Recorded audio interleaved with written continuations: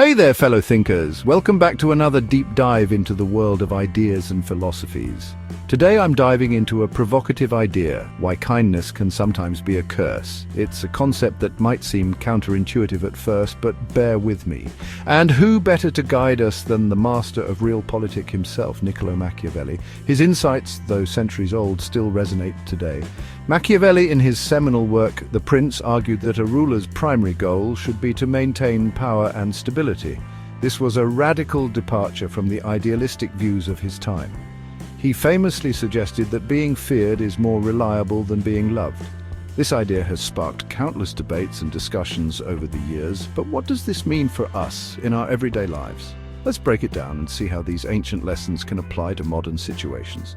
Imagine you're always the kind one, the go-to person for favors, the reliable friend who never says no. Sounds great, right? But here's the catch. Over time, this constant kindness can be taken for granted. You might find yourself feeling overwhelmed and unappreciated. People may start to see your generosity as a given rather than a gift. This shift in perception can be quite disheartening. They might even take advantage of you, or worse, lose respect for you. This is where the curse of kindness begins to manifest. Machiavelli would argue that this is because humans are inherently self-interested. It's a harsh reality, but one that we must acknowledge. When people know they can always rely on your kindness, they might prioritize their needs over yours. This can lead to feelings of isolation and neglect. In essence, your kindness becomes a curse. It weighs you down and can even lead to burnout. But don't get me wrong, this doesn't mean you should stop being kind altogether. Machiavelli wasn't advocating for cruelty. Instead, he was emphasizing the need for a strategic approach to kindness. Rather, he was highlighting the importance of balance. It's about finding that sweet spot where kindness is given, but not at the expense of your own well-being. Sometimes a little bit of strategic toughness can protect you from being exploited. Setting boundaries is crucial. Think of it like this.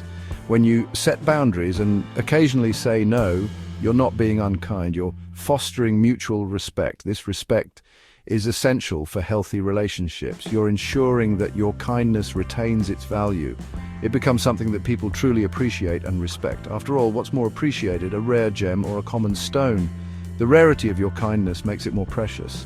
So how can we apply this Machiavellian wisdom today? It starts with self-awareness and planning.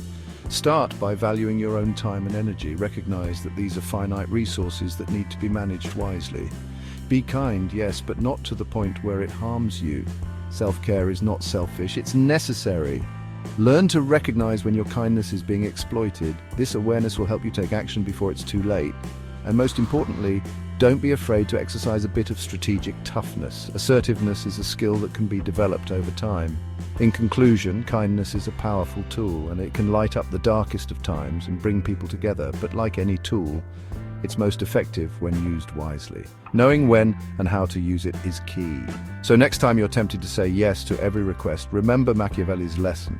Sometimes a little bit of fear goes a long way. It's about balance and strategic kindness. Thanks for watching, and keep those philosophical gears turning.